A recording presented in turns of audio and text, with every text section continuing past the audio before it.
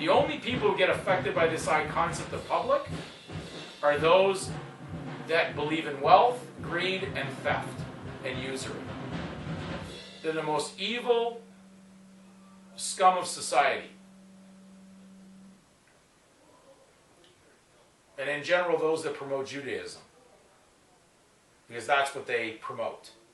Because they consider that anybody who's not part of Judaism is a goyim, which is a piece of cattle, which needs to be tagged because they don't know the law and they're supposed to die like a beast. And they're there to execute the animal sacrifices, which are the humans, which have nothing to do with man or woman. So there is a bad arrangement coming because people have no understanding what's going on around them. They have no understanding of their environment they're in. And it'd be better to wake up to the reality that if someone's asking you to surrender something, then I would suggest you just surrender. Based on reality, the guy's telling you to surrender. Then surrender. Then you'd be in protective custody. At least it's better to find out what's going to go on from there. But we tend to go back out there waiting for the next tort you're going to do, probably far worse than the last one, that could get you into more danger. Because now you're a super enemy that's going to get a ticket. And it appears the enemy of the country is the banks that supply the money. So maybe it would be better to put the bank to its test and surrender the property. Then they have no debt.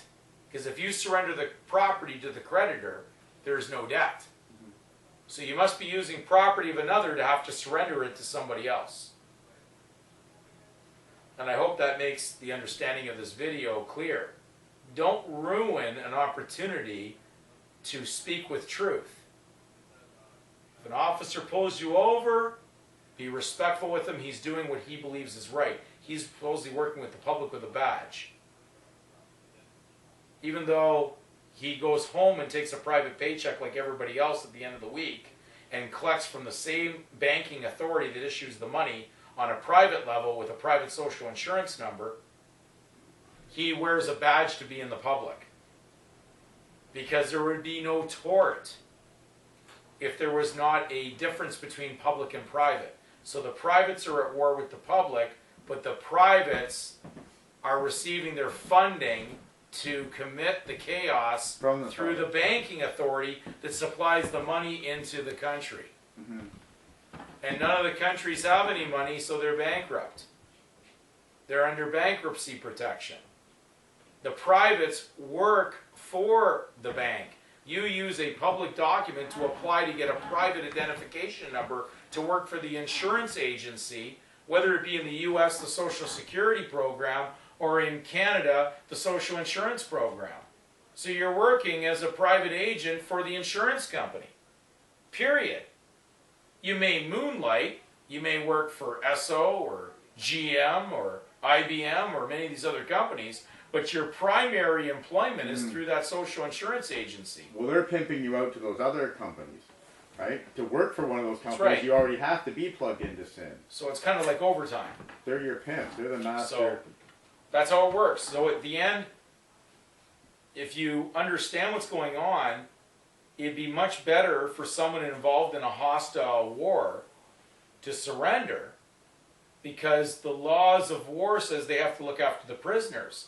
The problem is, if our system continues the way it is, which is causing a major deficit worldwide because all the privates that are out there are accumulating such a debt because they're holding up the money that the public needs so desperately to be in there to operate the government. Eventually the government's going to collapse. And what happens when the government collapses and has no money? All it is the plug gets pulled, the issuance of the currency is pulled, the government's bankruptcy protection ends, and something has to come in to run the world. We call that New World versus Old World. It'll be a new world order, an order or priesthood. And these guys are determined to follow biblical code to execute, under the Old Covenant, the animal sacrifices. Those that don't know the law. And so all those that don't know the law are nothing more than the animals that were put up on the altar in the Old Covenant. It never sufficed. It continued to be sacrificed, so they needed as many as possible. So there's a lot of bloodshed of animals on that altar, as there will be in the coming future of all those that do not surrender what is not theirs. Jesus said quite clearly, in order to be his disciple, you had to forsake all to be his disciple. All is everything. Relinquishment. Complete. Not part of. He said you're separate from the world. Well, the minute you surrender what doesn't belong to you, you remove the civil from the spiritual. So you're no longer worldly, which is secular. You're now spiritual. And people have mixed up, because the church has got so contaminated from the Roman Catholic Church to the disillusioned Protestants who thought they were going to protest against the church. But why would you protest against something that's no good anyways? Because you shouldn't have been part of it to begin with. So there's no point trying to protest it. You might as well have abandoned it. It's better to walk away from something than be attached to it and protest it if it's never going to be cleared up or fixed. So they were never part of it because Christ never inaugurated the Catholic Church. That came centuries after his death. So which came first, Christianity or the Roman Catholic Church? Well, the Roman Catholic Church is running the world, and therefore every birth document is based on Roman civil law, which is based on the timing of Constantine trying to figure a way to deal with the Christians. Because they were so, as many as they killed for Christ's movement, there was more coming in. She said it's better to join them than to try to beat them out of existence. But they contaminated it. And the real Christians never joined the Roman religion. So that's how the Roman Catholic Church came to be, right? It's just a contamination. It was like a treaty between good and evil, putting false with good, but it didn't mean it was supposed to be together. That was just their idea to control it, which would be like a satanic idea to control the idea of the teachings of Christ, but it has nothing to do with it. So all their holidays, all their complete festival holy days are all based on complete pagan origin, trying to mingle in with things that the Christians never ever celebrated or ever even adhered to. So we've got a very mixed up world that doesn't know where it once was. They don't know their origin.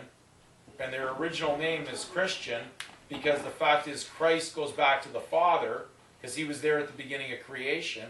And therefore he knew us from the very beginning and he had vested interest in us. So he's closer to us than our own fleshly, what we consider a fleshly family, and that's why you had to forsake all in order to be his disciple. You may lose your family for this belief, because if they're going to continue in the secular world, they're going to think that they're closer to the civil world than they are actually to the spiritual, which would be God, which is what breathed life into the first man and woman. There's no possible way we would have life without that source, and that's the Spirit of God that the original couple had cut off by their sin. Therefore, they no longer had the Spirit of God. And that's what the purpose of Christ was. So God gave himself to actually show man the way. And then, unfortunately, the people running the world today that are running the banking did not accept him. They were part of the Abrahamic covenant of promise as a nation. But they had to accept the Messiah for the new covenant, which was opening up an arrangement to obliterate the old covenant, which required ceremonial ritual. He died once for all time, so there was no longer a need for the priests to be the surety for the people to offer up sacrifices on the altar. So your world that you live in has the lawyers that are representing that old priesthood of the Levites, who are only allowed to go to the bar to pass the offers up onto the altar. And therefore, there is nothing new under the sun, and you need to educate yourself, and we hope we'll give you many more videos, because I could go on for probably 65 million more hours on this. And I'm giving this to you free, I'm not for hire. Because that's where the problem is, because love does not sell itself. If it sells itself, it sells its talents, then it's a whore. It's a prostitute.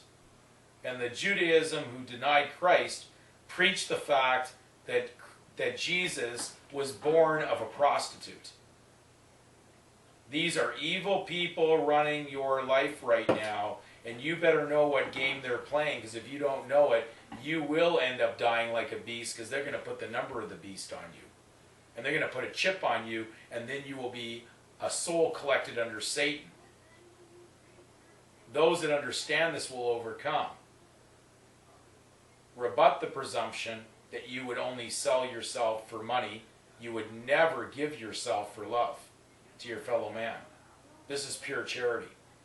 We're not doing that right now, and there's not a religion out there doing that I'm aware of, other than if you find pure Christianity out there.